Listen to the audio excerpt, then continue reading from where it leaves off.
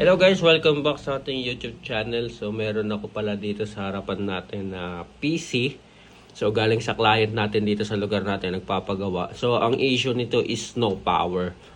So okay, yung dinala dito, nag-diagnose kami sa harapan niya. So una, akala ko PSU. Sabi ko possible PSU kasi hindi umiikot yung fan pag nag-jumper dito sa green and black.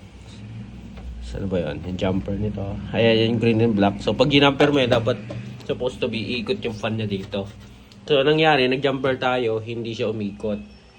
Tapos yung, sabi ko nga, possible PSU. Pero yung tinry ko na yung PSU ko, ang nangyari, same pa din, hindi nagpa-power.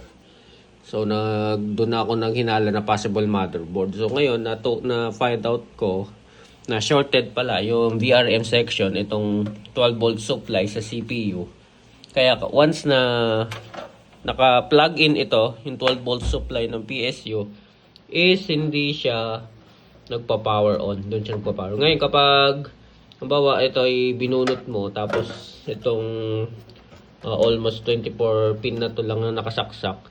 So kapag pag nilagay mo yung plug in mo siya, tapos magta-turn on siya, magpa-power. Pero siyempre, automatic no display yan dahil wala kang 12 volt supply para sa CPU. Hindi gagana yung CPU mo. So madaling salita, nag-deal kami dito sa presyo, magkano yung repair ng desktop board.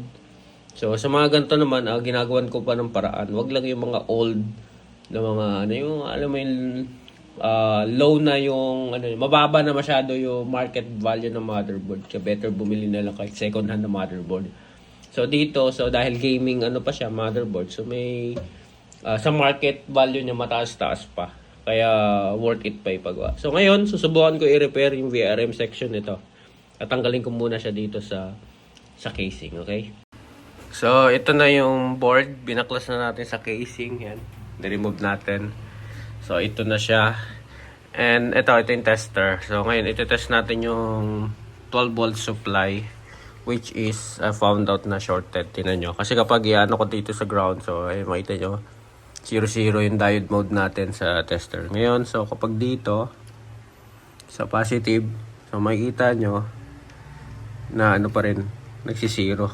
Dapat hindi ganyan yan. Ngayon, pag ililipat natin sa taas, so, same pa din. So, which is not good, not normal. So, ibig sabihin, full shorted itong 12 volt section. So, ngayon, ang gagawin na natin diagnose dyan is alamin natin dito sa mga yan, ano yung nagkukos ng shorted, anong component. So, baltaan ko kayo after this one. Okay guys, so update natin yung nire-repair natin. So, nakita nyo. So, hinahanap natin yung cause ng short circuit. And then, yan. Kita nyo, backlash yung mga MOSFET. So, ayan yung mga natatanggal natin na parts. So, tingnan nyo. So, ayan, halos lahat yan. So, may mga inusog tayo. Grabe, yung isolation natin. So, ganito ang consequence kapag wala kang thermal camera. Kaya maganda mayroon thermal camera. So, kaya dapat talaga sa mga technician, okay? Pag kulang tayo sa gamit, so, need talaga ng ganitong isolation. So ngayon mapapansin nyo kapag inano natin, mawawala na yung short nya. Ito sa tingnan nyo guys.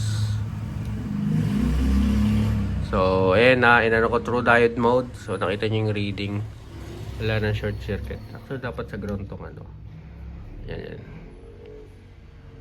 So ayan na, inulit ko ground.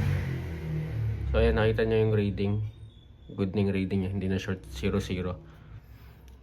So ngayon, kapalitan ko muna yung naging cause. May nakuha na akong pyesa. Mamaya ipapakita ko kung ano yun, okay?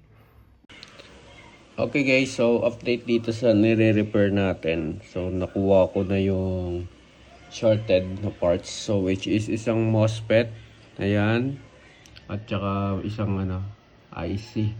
Na sa VRM section to, control sa mga MOSFET, okay? So nakita nyo na, ibalik na rin natin yung mga MOSFET na tinanggal natin kanina. So dito siya nakalagay, ay yung ito. Tapos napalitan na natin yung isa. na which is good na MOSFET na N channel. So ang problem ngayon guys, ito ang problem is wala akong mahanap na ganitong piyesa. So yun nakakalungkot. Kasi isipin mo na pagtiyagaan na natin, nahanap na-isolate na natin maayos. So replacement na lang, gagana na to guys. Kaso nga lang, sad to say, may mga ganitong pagkakataon minsan nangyayari sa isang technician.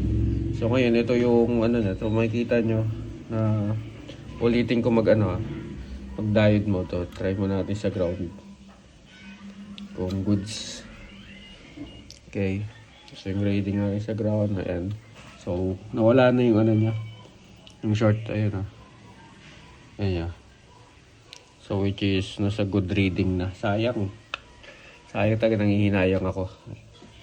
So alam mo yun, yung kaya mo ng pabuhayin eh. Kaya mo na ano yung kaso nga lang dahil sa mga ganitong sitwasyon na hindi mo ma-repair.